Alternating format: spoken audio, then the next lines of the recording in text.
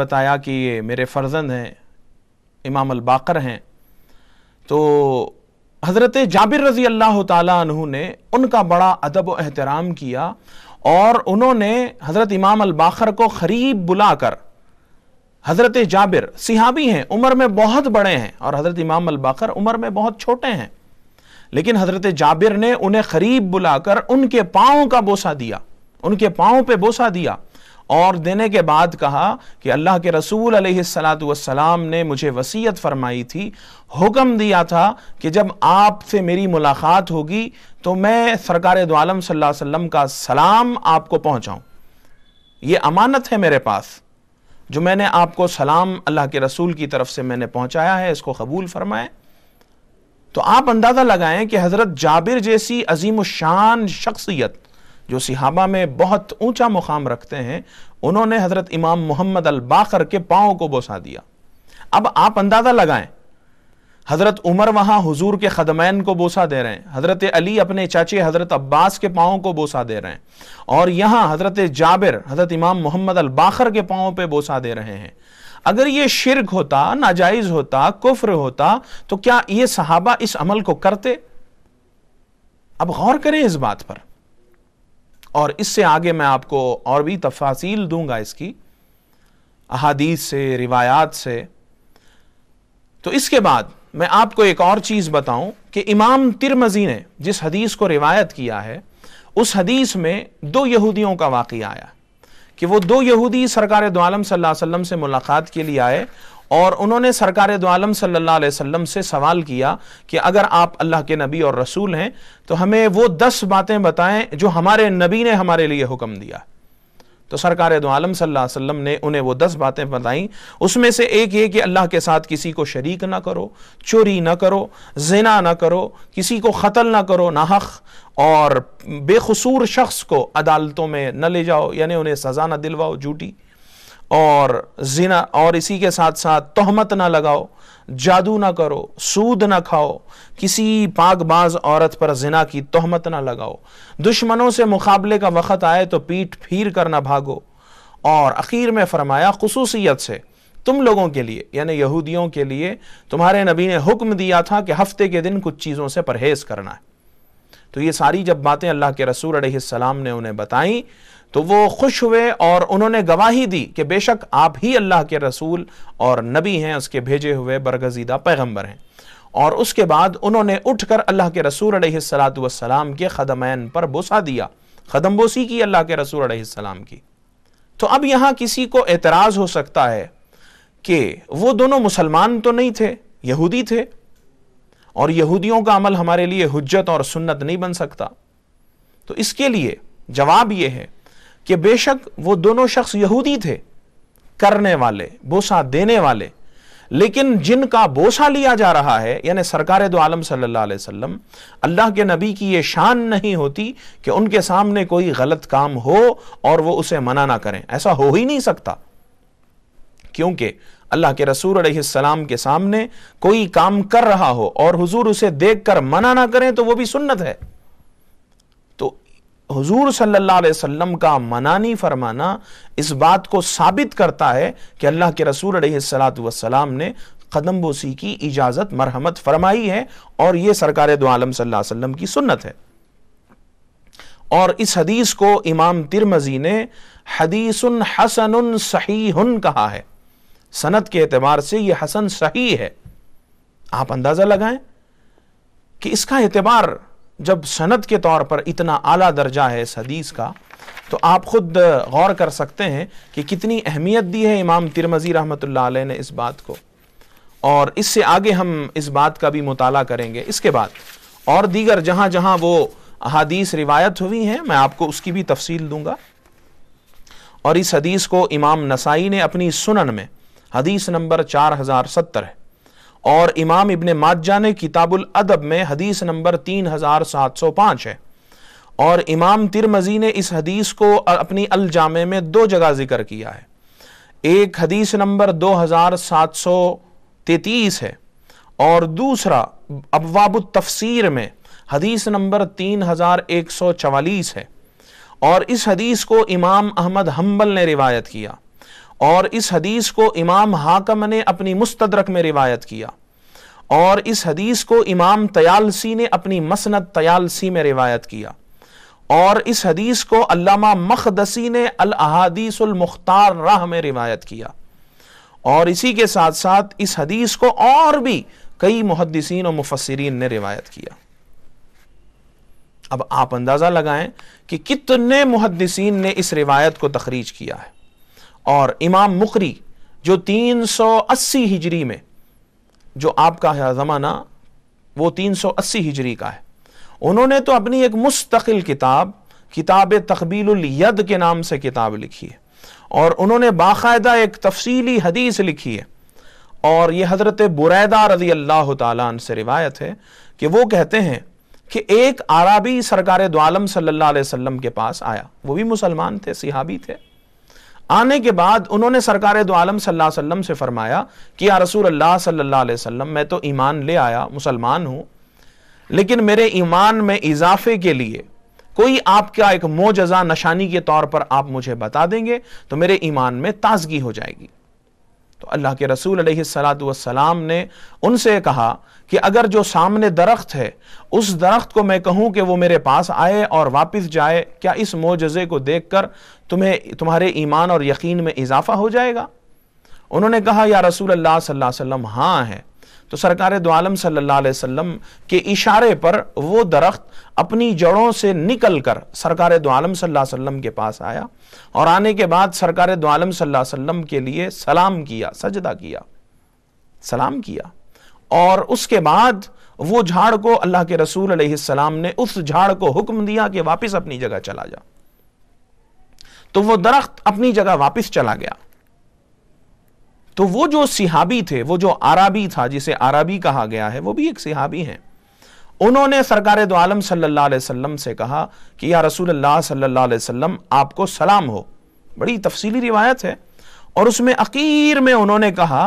پوچھا حضور صلی اللہ علیہ وسلم سے کہ یا رسول اللہ صلی اللہ علیہ وسلم مجھے اجازت دیں کہ میں آپ کے سر مبارک اور آپ کے خدمین مبارک کو چوم لوں، بوسہ دوں۔ اللہ کے رسول علیہ السلام نے انہیں اجازت مرحمت فرمائی۔ اس حدیث میں تو واضح لفظوں میں آپ لوگوں کو سمجھ میں آ گیا ہوگا کہ وہاں جو یہودیوں نے بوسہ دیا تھا وہ بغیر اجازت کے انہوں نے بوسہ دیا تھا، لیکن حضور نے منع نہیں کیا، وہ بھی سنت ہے۔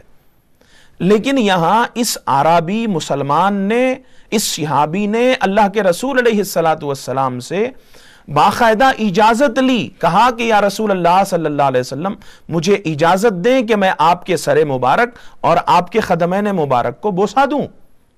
اور اللہ کے رسول علیہ السلام نے انہیں اجازت عطا فرمائی۔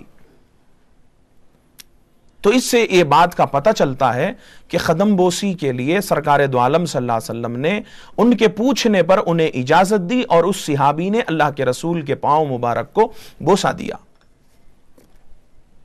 اور اسی کے ساتھ ساتھ یہ بھی غور کر کے دیکھیں کہ اس سے آگے اس عربی نے جب حضور صلی اللہ علیہ وسلم کے سر اقدس کو بوسہ دیا، آپ کے پاؤں مبارکہ کو بوسہ دے لیا، تو انہوں نے آگے پوچھا کہ یا رسول اللہ صلی اللہ علیہ وسلم اب آپ مجھے آپ کو سجدہ کرنے کی بھی اجازت دیں۔ خدم بوسی کی تو آپ نے اجازت دے دی ہے، اب سجدے کی بھی اجازت دیں۔ اللہ کے رسول علیہ السلام نے فرمایا کسی انسان کو دوسرے انسان کے لیے سجدہ کرنے کی ہماری شریعت میں اجازت نہیں ہے۔ اللہ کے رسول علیہ السلام نے سجدے کو منع فرمایا۔ آج کل جس طرح لوگ خدم بوسی کو سجدہ کہتے ہیں، اگر خدم بوسی سجدہ ہوتی تو سرکار دو عالم صلی اللہ علیہ وسلم خدم بوسی سے بھی منع فرما دیتے، لیکن اللہ کے رسول علیہ السلام نے سر اقدس کے بوسے کو، ہاتھ کے بوسے کو، پاؤں کے بوسے کو چومنے کو جائز کہا، سنت بنایا، اور سجدہ کرنے کو حرام قرار دیا۔ لیکن یہ بھی آپ لوگ مسئلہ یاد رکھیں کہ حضرت آدم علیہ السلام سے لے کر سرکار دو عالم صلی اللہ علیہ وسلم کی بعثت تک ادباً احتراماً سجدہ تعظیمی کی اجازت تھی دوسری شریعتوں میں، لیکن سرکار دو عالم صلی اللہ علیہ وسلم نے اپنی شریعت مطہرہ میں تعظیماً بھی سجدہ کرنے کو حرام قرار دے دیا۔ تو اس سے اس بات کا پتہ چلا کہ قدم بوسی کی یعنی اپنے ہونٹوں سے کسی کے پاؤں، ہاتھوں یا سر کو چومنے کی حضور نے سنت بنا دی اور اجازت مرحمت فرمائی، لیکن سجدہ کرنے کو سرکار دو عالم صلی اللہ علیہ وسلم نے منع فرمایا، اور یہ سجدے کا حق صرف اور صرف اللہ رب العزت کے لیے، کسی کے لیے اور سجدہ نہیں کیا جائے گا، کسی بھی انسان کے لیے، کسی بھی انسان کے لیے سجدہ کرنے کی شریعت میں اجازت نہیں ہے۔ سجدہ صرف ہوتا ہے اللہ کے لیے، نہ تعظیماً سجدہ کسی کے لیے جائز ہے، نہ عبادتاً، اگر عبادتاً تو کرتا ہے تو بہت ہی شرک ہو گیا، لیکن اگر کوئی تعظیماً کر لے تو وہ بھی گناہ کے زمرے میں آتا ہے، اللہ کے رسول علیہ السلام نے اس سے بھی منع فرمایا۔ تو اس پر اور احادیث دوں گا میں آپ لوگوں کو۔ ایک اور حدیث میں آتا ہے کہ ایک مرتبہ سرکار دو عالم صلی اللہ علیہ وسلم، اس حدیث کو مسند احمد حنبل میں امام احمد حنبل نے روایت کیا کہ ایک دن اللہ کے رسول علیہ السلام صحابہ کے ساتھ بیٹھے ہوئے تھے، ایک صحابی آئے، انہوں نے کہا یا رسول اللہ صلی اللہ علیہ وسلم، میرا ایک اونٹ ہے اور وہ اونٹ ہمارے لیے پانی لاتا تھا جس سے ہمارے باغ ہرے بھرے رہتے تھے اور ہم اس سے کام لیتے تھے، ہمارے لیے سواری کا کام دیتا تھا، لیکن اتفاق کی بات یہ ہے کہ وہ پاگل ہو گیا ہے اور اس نے ہمارا کام کرنا چھوڑ دیا ہے، کتوں کی طرح کاٹنے کے لیے دوڑتا ہے، ہم کیا کریں؟ اللہ کے رسول علیہ السلام نے فرمایا چلیے میں تمہارے ساتھ آتا ہوں۔ صحابہ بھی ساتھ تشریف لے گئے، حضور بھی تشریف لے گئے، اور جب وہاں اس میدان میں پہنچے جہاں اس اونٹ کو باندھ کے رکھا گیا تھا، اللہ کے رسول صلی اللہ علیہ وسلم اندر جانا چاہے تو صحابہ کہنے لگے یا رسول اللہ مت جائیں، وہ اونٹ پاگل ہو چکا ہے، دیوانہ ہو چکا ہے، آپ جائیں گے تو حملہ کرے گا۔ اور صحابہ کی کیفیت حدیث میں ہے کہ صحابہ کانپ رہے تھے خوف کی وجہ سے کہ کہیں وہ جانور آپ پر حملہ نہ کر دے، لیکن اللہ کے رسول علیہ السلام آگے بڑھتے گئے، اور جب وہ اونٹ کی نظر حضور پر پڑی تو اس اونٹ نے رسیاں توڑ کر بھاگتا ہوا آیا۔ صحابہ کہتے ہیں تو ہم نے تو یہ سمجھا کہ حملے کے لیے آیا، لیکن جیسے ہی سرکار دو عالم صلی اللہ علیہ وسلم کے قریب آیا، اس نے حضور کے سامنے اپنے پاؤں ٹیک دیے اور حضور کو سجدہ کیا۔ اس اونٹ نے، اللہ کے رسول علیہ السلام نے اس کے سر پہ ہاتھ پھیرا، اس کا کان پکڑ کر کہا کہ جا اور کام پہ لگ جا، تو اس کا دیوانہ پن ختم ہو گیا اور وہ کام پہ لگ گیا۔ تو جب اللہ کے رسول علیہ السلام باہر تشریف لائے تو صحابہ میں سے کسی صحابی نے پوچھا یا رسول اللہ صلی اللہ علیہ وسلم، یہ جانور ہو کر آپ کو سجدہ کرتا ہے تو ہم انسان ہونے کے ناطے ان جانوروں سے زیادہ ہمارا حق بنتا ہے کہ ہم آپ کو سجدہ کریں، اجازت دیں۔ اللہ کے رسول علیہ السلام نے فرمایا نہیں، میں اپنی شریعت میں کسی انسان کو سجدہ کرنے کی اجازت نہیں دیتا سوائے خدا تعالیٰ کے، اور اگر میں کسی کو سجدے کی اجازت دیتا تو بیویوں کو حکم دیتا کہ وہ اپنے شوہروں کو سجدہ کریں، حضور نے منع کر دیا۔ ایک اور حدیث میں آیا ہے جس میں ایک بکری اللہ کے رسول علیہ السلام کے سامنے آئی اور اس نے حضور صلی اللہ علیہ وسلم کو سجدہ کیا، تو حضرت ابوبکر صدیق رضی اللہ تعالیٰ عنہ نے اسے دیکھ کر سرکار دو عالم صلی اللہ علیہ وسلم سے سوال کیا یا رسول اللہ، یہ بھیڑ اور بکریاں آپ کو سجدہ کر رہی ہیں تو ہمارا تو اور زیادہ حق بنتا ہے ہم آپ کے لیے سجدہ کریں۔ اللہ کے رسول علیہ السلام نے فرمایا ابو بکر، ہم اس کی اجازت نہیں دیتے، ہم نے اپنی شریعت میں سجدہ کرنے کو حرام قرار دیا، اور اللہ کے رسول علیہ السلام نے سجدہ کرنے سے منع فرما دیا۔ تو آپ اندازہ لگائیں کہ سجدہ ایک الگ چیز ہے، قدم بوسی ایک الگ چیز ہے۔ آنے والی گفتگو میں جب میں فتاوا پہ ذکر کروں گا علماء کے تو اس میں یہ تفصیل بتاؤں گا کہ سجدے کا کیا حکم ہے، قدم بوسی کا کیا حکم ہے، اس پہ میں تفصیل سے آپ کو تفصیلات دوں گا، لیکن فی الوقت میں نے یہ تو بتا دیا ہے کہ ہماری اپنی شریعت میں کسی بھی انسان کے لیے سجدہ کرنا یا اپنا ماتھا اور پیشانی زمین پر ٹیکنا یہ جائز نہیں ہے۔ ہاں، آپ کسی کے ہاتھ پہ بوسہ دے سکتے ہیں، کسی کے پیشانی کا بوسہ دے سکتے ہیں، کسی کے پاؤں کا بوسہ دے سکتے ہیں، یہ سنت ہے، یہ اجازت ہے، لیکن سجدہ ہماری شریعت میں جائز نہیں ہے۔ اور یہ جو حدیث ہے جس میں اللہ کے رسول علیہ السلام نے اس عربی صحابی کو اپنے پاؤں چومنے کی اجازت دی ہے، اس حدیث کو علامہ ابن حجر عسقلانی نے اپنی فتح الباری میں ذکر کیا ہے، شرح بخاری میں، اور اسی بات کو علامہ مبارک پوری نے اپنی کتاب میں تحفۃ الاحوذی میں اس کو ذکر کیا ہے.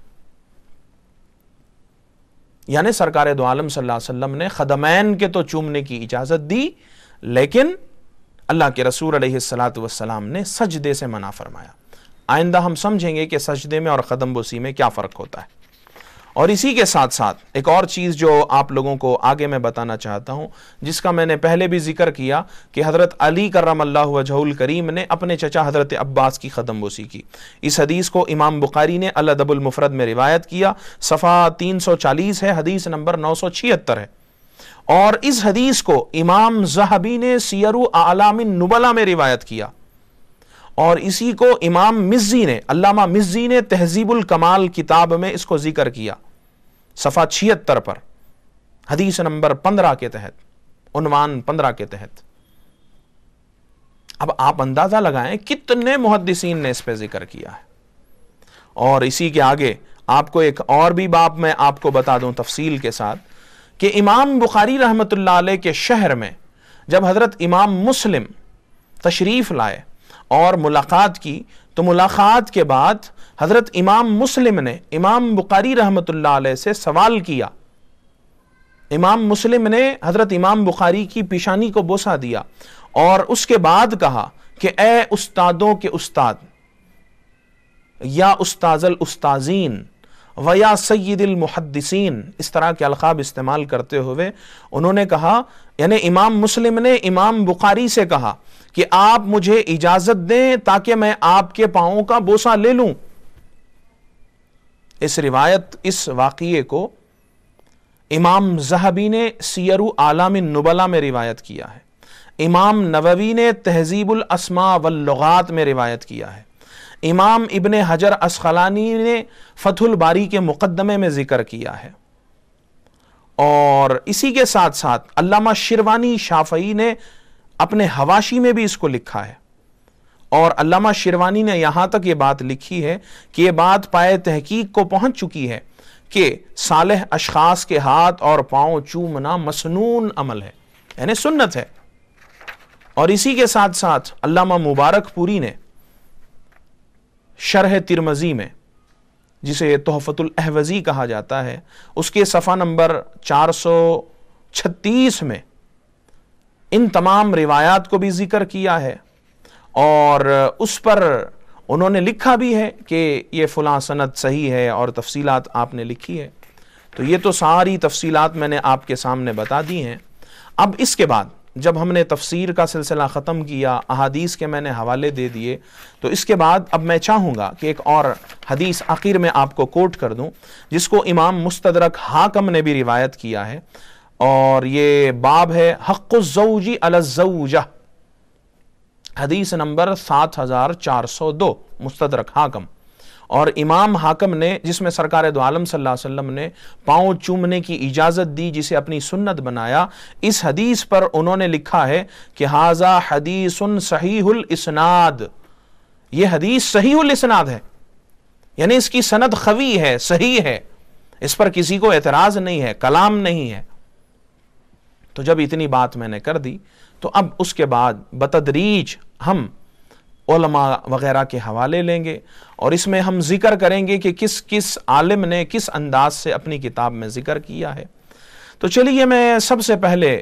آج کتاب لوں گا علامہ شیخ عبدالحق محدث دہلوی رحمۃ اللہ علیہ.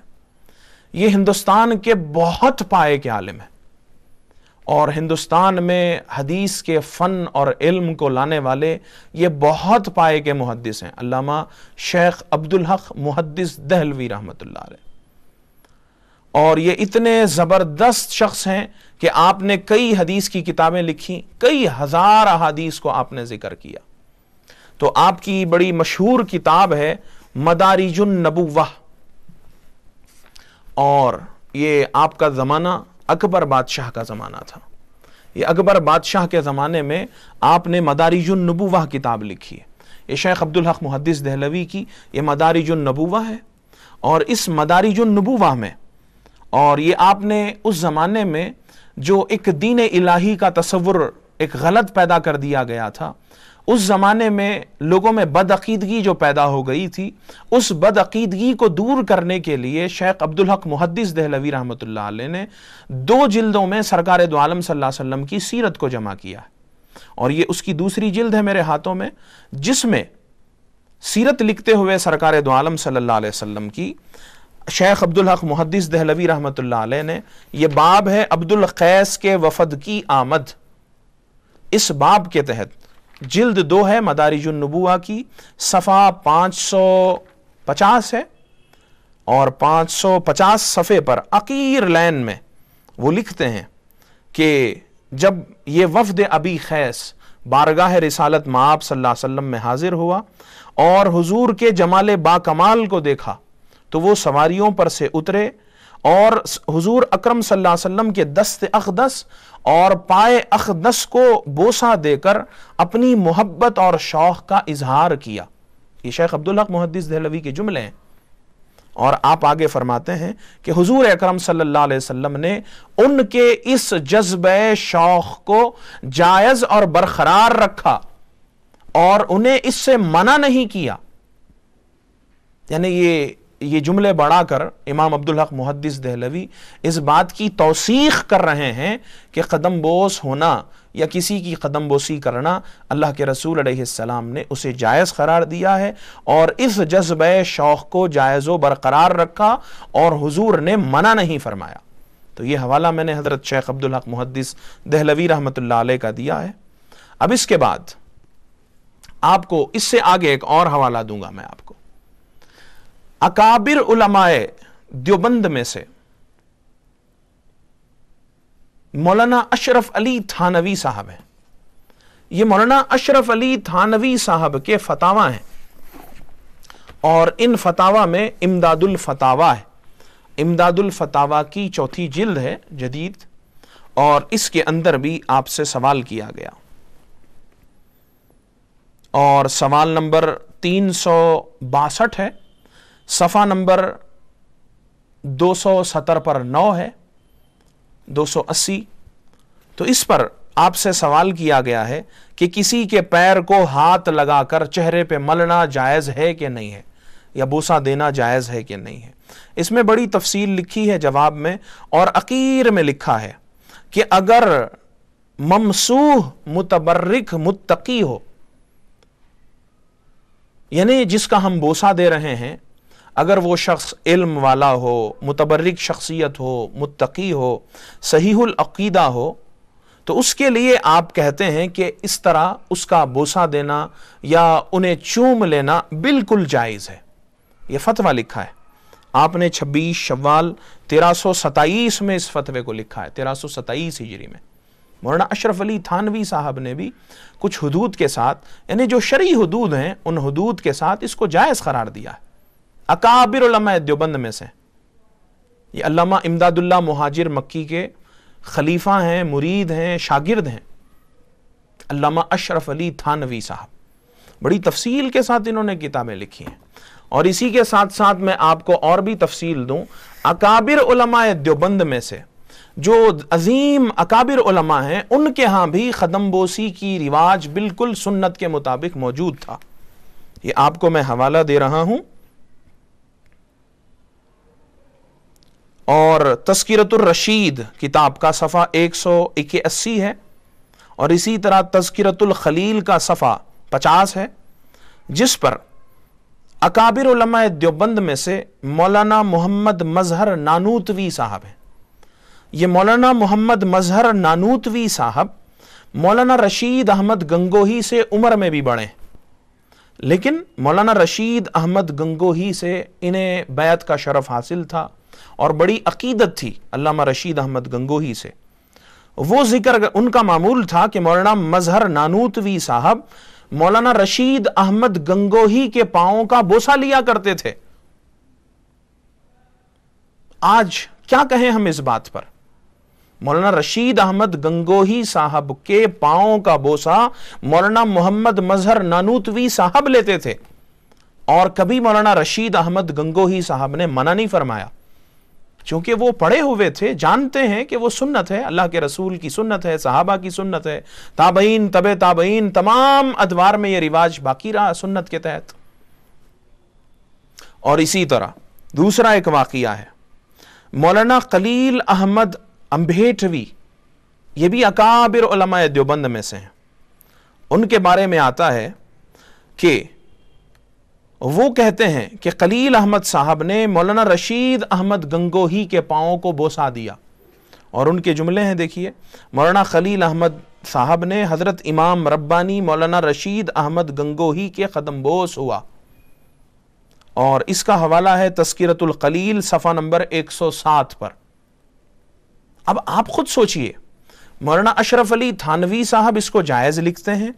مولانا مظہر نانوتوی صاحب مولانا رشید احمد گنگوہی کے پاؤں کو بوسا دیتے ہیں، اور مولانا رشید احمد گنگوہی صاحب اس کو منع نہیں کرتے ہیں۔ اور اسی طرح مولانا خلیل احمد صاحب نے بھی مولانا رشید احمد گنگوہی کی قدم بوسی کی، اور انہوں نے بھی منع نہیں کیا۔ یہ خود مولانا خلیل احمد صاحب اکابر علماء دیوبند میں سے ہیں، زبردست قابل شخص ہیں۔ اور آگے اسی طرح دیکھیے، کرامات امدادیہ کے صفحہ نمبر 9 پر مولانا اشرف علی تھانوی صاحب لکھتے ہیں، اور یہ واقعہ ہے حافظ عبد القادر تھانوی کا، کہ وہ حضرت حاجی امداد اللہ مہاجر مکی رحمت اللہ علیہ کے پاؤں کو بوسا دیا کرتے تھے۔ اب کوئی یہ کہہ سکتا ہے کہ علامہ امداد اللہ مہاجر مکی کا جو قدم بوسی کا واقعہ ہے، جو واقعہ ہے سو ہے اپنی جگہ، لیکن اس واقعے کا ذکر کر کے اپنی کتاب میں لکھنے والے مولانا اشرف علی تھانوی صاحب ہیں۔ اب دیکھیے، آپ خود اندازہ لگائیں کہ اتنے اکابر علماء دیوبند ہیں، اور وہ جب قدم بوسی کو جائز سمجھتے تھے تو ہی دوسروں کو قدم بوس ہونے کے لیے دیتے تھے، اس کو منع نہیں کرتے تھے۔ میرے والد محترم پیر و مرشد حضرت سید شاہ قادر علی پاشا شہمیری قدس سرہ العزیز فرمایا کرتے تھے کہ بہت زمانے کی بات کر رہا ہوں میں، آزادی سے قبل کی بات کر رہا ہوں میں، ہندوستان کی آزادی سے پہلے، ایک مرتبہ مولانا حسین احمد مدنی صاحب نے کڑپا تشریف لائے۔ آپ جب تشریف لائے تو میرے والد محترم کے ہاں، یعنی حضرت قبلہ کے ہاں، اپنے مکان پہ قیام تھا، اور اکابر علماء آپ کے ساتھ تھے، اور مولانا حسین احمد مدنی صاحب حضرت پیر و مرشد قبلہ والد محترم کے ساتھ حج کے ساتھی بھی رہے ہیں، حج میں ایک ساتھ دونوں نے حج کیا ہے۔ تو حضرت والد محترم روایت کیا کرتے تھے، مجھے کہا کرتے تھے، اور کئی لوگوں کے سامنے حضرت قبلہ نے کہا ہے کہ مولانا حسین احمد مدنی صاحب کے پاؤں کو جب وہ کڑپا میں ملاقات کے لیے لوگوں سے بیان کے لیے آئے تھے، تو وہاں پر مولانا حسین احمد مدنی صاحب کے پاؤں کی قدم بوسی کی گئی۔ تمام اکثر لوگوں نے مولانا حسین احمد مدنی کے پاؤں کو بوسا دیا، اور انہوں نے منع نہیں کیا اس چیز سے، اور چونکہ وہ جائز سمجھتے تھے، ان مسائل کو جانتے تھے، تو آپ نے منع نہیں کیا۔ یہ آج کم علمی کی بنیاد پر لوگ اس کو ناجائز کہتے ہیں، تو کوئی شرک، کوئی بدعت، کوئی حرام، نہ جانے کیا کیا جملے لگا دیتے ہیں اس کے ساتھ۔ تو کتنے حوالے میں نے آپ کے سامنے دے دیے۔ یہ اکابر علماء دیوبند بھی اس کو جائز سمجھتے تھے۔ ایک اور چیز میں آپ کو بتاؤں، اکابر علماء تبلیغ میں مولانا زکریا صاحب ہیں، جن کی فضائل اعمال ہے، آج پوری دنیا اس کتاب کو پڑھتی ہے، دنیا کی تقریباً 25-30 زبانوں میں اس کا ترجمہ ہو چکا ہے، ٹرانسلیشن ہو چکا ہے۔ اور مولانا زکریا صاحب کے دنیا بھر میں وہ سلسلے چشتیہ میں بیعت ہیں، اور سلسلے چشتیہ میں وہ خلافت بھی رکھتے ہیں۔ اور آپ کو میں بتاؤں، مولانا زکریا صاحب جن کی فضائل اعمال ہے، ان کے 109 خلیفہ پوری دنیا کے اندر ہیں، اور وہ تمام 109 خلفاء مفتیان ہیں، علماء ہیں، بڑے پائے کے لوگ ہیں، اور ان میں سے ایک آپ کے خلیفہ ہیں مولانا زکریا صاحب کے، اور ان کا نام ہے مولانا مفتی مختار الدین صاحب، کربوغا کے رہنے والے۔ یہ مولانا زکریا صاحب کے خلیفہ ہیں، اور انہوں نے مستقل ایک کتاب لکھی ہے دست بوسی اور قدم بوسی کی شرعی حیثیت کے نام سے۔ اب آپ اندازہ لگائیں، مولانا زکریا صاحب کے خلیفہ ہیں، مفتی ہیں، عالم ہیں، चिश्ती हैं, सिलसिले चिश्तिया से बैत और खिलाफत है इन्हें, मुफ्ती हैं ज़बरदस्त पाए के। उन्होंने मुस्तकिल एक किताब लिखी, ये मेरे हाथ में है आपकी किताब, बड़ी तफसील के साथ उन्होंने जिक्र किया है। वक्त कम है, तफसील ज़्यादा नहीं, लेकिन फिर भी मैं आपके सामने ये तफसीलात मुख्तसर गुज़र रहा हूँ इन तफसीलात से। यहाँ देखिए, जो मैंने शुरू में एक सवाल किया था कि ख़दमबोसी के लिए अगर कोई झुकते हैं तो लोग कहते हैं कि वो रुकू की कैफियत हो जाती है या सजदे की कैफियत हो जाती है, लिहाजा उससे मना किया जाता है। मुफ्ती साहब ने इस पर इस शुबे का इजाला किया है और उन्होंने लिखा है कि जैसे किसी के हाथ से कोई चीज गिर जाए और वो झुककर उठा ले और उस झुकने में किसी को भी कलाम नहीं होता, इसी तरह कदमबोसी के लिए कोई रुकू उतनी कैफियत में झुक जाए या पूरा सजदे वैसी कैफियत में झुककर किसी के पांव को बोसा दे ले तो इस पे कोई एतराज नहीं है, जायज है। इन्होंने अपने फतवे में लिखा है। हां, अगर कोई सजदे की हालत में जाकर जमीन पर माथा टेक दे और किसी इंसान को सजदा करे, इससे मना किया गया है। सजदे का हक सिर्फ खुदा ताला के लिए। हां, अदब व एहतराम में आप किसी के हाथ को बोसा दें, यह भी सुन्नत है। किसी के पांवों को बोसा दें, यह भी सुन्नत है। किसी की पेशानी को बोसा दें, यह भी सुन्नत है। और पांवों को बोसा देना जब ही बनता है कि जब आदमी झुकने की कैफियत हो, तो वो जब झुकता है तो यह शरीयत में मना नहीं है। इन्होंने अपने फतवे में लिखा है। अकाबिर उलमाए तबलीग में से बानियान तबलीग यानी मौलाना इलियास साहब, और ये मौलाना इलियास साहब जो तबलीगी जमात के बानी हैं, फाउंडर हैं, और ये मौलाना अशरफ अली थानवी साहब के साथियों में से हैं। लेकिन साथी होने के बावजूद मौलाना अशरफ अली थानवी साहब की खिदमत में भी बहुत रहा करते थे। तो मौलाना इलियास साहब ने अपने फर्जंद मौलाना यूसुफ साहब कांधलवी, जो कि तबलीगी जमात के सबसे पहले अमीर हैं, उनसे कहा कि एक किताब हमारे तबलीगी अहबाब के लिए तफसील से हयातुस सहाबा के नाम से किताब को लिखने का हुक्म दिया। और मौलाना मोहम्मद यूसुफ साहब कांधलवी ने बड़ी तफसील के साथ 3 जिल्दों में अरबी किताब लिखी और इसका नाम हयातुस सहाबा। मौलाना अबुल हसन अली नदवी, जिन्हें मौलाना अली मियाँ कहा जाता है, नदवतुल उलमा लखनऊ के ज़बरदस्त आलिम दीन,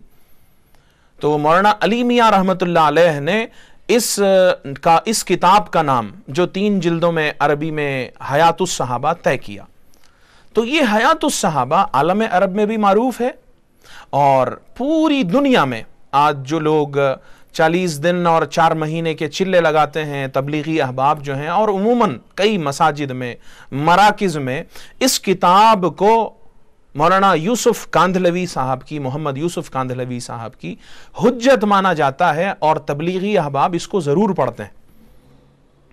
और उनके गोया ये अपने निसाब में शामिल है। तो अब उमूमन देखिए, अब मौलाना मोहम्मद यूसुफ कांधलवी साहब की ये हयातुस सहाबा है, मुतरज्जिम है, उर्दू है और इसका जिल्द 2 है और इसकी तबात हुई है Farid book depot limited, Delhi से। इसका अरबी नुस्खा भी अल्हम्दुलिल्लाह मौजूद है। उस अरबी नुस्खे में भी यह मतन मौजूद है, तर्जमे में भी अल्हम्दुलिल्लाह उस मतन को सही तर्जमानी की गई है उस मतन की। इसमें देखिए, मौलाना मोहम्मद यूसुफ कांधलवी साहब ने खदमबोसी के उन्वानात को 3 जगह लाया है। शायद यह आपको मेरी बात अजीब लग रही हो, लेकिन गौर करके देख लें, तहकीक करके देख लें कि कहां कहां उन्होंने रिवायत किया है, कहां कहां जिक्र किया है मौलाना साहब ने। मौलाना यूसुफ कांधलवी साहब ने, जिल्द 2 है और सफ़ा है 413, 412 और 413। इसमें एक बड़ी ईमान अफरोज हदीस है और जिसको रिवायत किया है इन्होंने हजरत तलहा बिन बरा रज़ी अल्लाह तआला अन्हु, सरकार दो आलम सल्लल्लाहु अलैहि वसल्लम से मुलाकात के लिए गए तो वो अल्लाह के रसूल अलैहिस्सलातु वस्सलाम से चिमटे और आपके पांव मुबारक को बोसा दिया। हजरत बरा रज़ी अल्लाह तआला, हजरत तलहा बिन बरा, उन्होंने बोसा दिया अल्लाह के रसूल अलैहिस्सलातु वस्सलाम का। और इस रिवायत को इमाम मोहम्मद यूसुफ कांधलवी साहब ने अपनी हयातुस सहाबा में जिक्र किया है, तबरानी के हवाले से, इमाम तबरानी के हवाले से। یہ تو ایک جگہ میں نے ذکر کیا، اور اسی کے ساتھ ساتھ دوسری جگہ اسی جلد دوم کے صفحہ 426 اور 427 پر روایت کیا ہے کہ جب حضور صلی اللہ علیہ وسلم سے حضرت طلحہ بن برا ملتے تو حضور صلی اللہ علیہ وسلم کے بوسے لینے شروع کر دیتے۔ حضرت برا رضی اللہ تعالیٰ عنہ سرکار دو عالم صلی اللہ علیہ وسلم کے دونوں خدمین مبارک کا بوسہ لیا کرتے تھے، تو حضرت برا سے بھی ثابت ہوا۔ اور اس کے بعد تیسری جگہ جو مولانا یوسف کاندھلوی صاحب نے حیات الصحابہ کی جلد دوم میں، جس کا صفحہ 630 ہے اور 631 ہے، اور اس پر تو باقاعدہ انہوں نے چیپٹر بنایا ہے، مسلمان کے ہاتھ، پاؤں اور سر کا بوسہ لینا یہ سب سنت ہے اللہ کے رسول علیہ السلام کی، اور انہوں نے تمام احادیث سے شروع میں جسم کو بوسہ دینا، چمٹنا، ہاتھوں کا بوسہ دینا، اس کو روایت کیا۔ ایک حدیث میں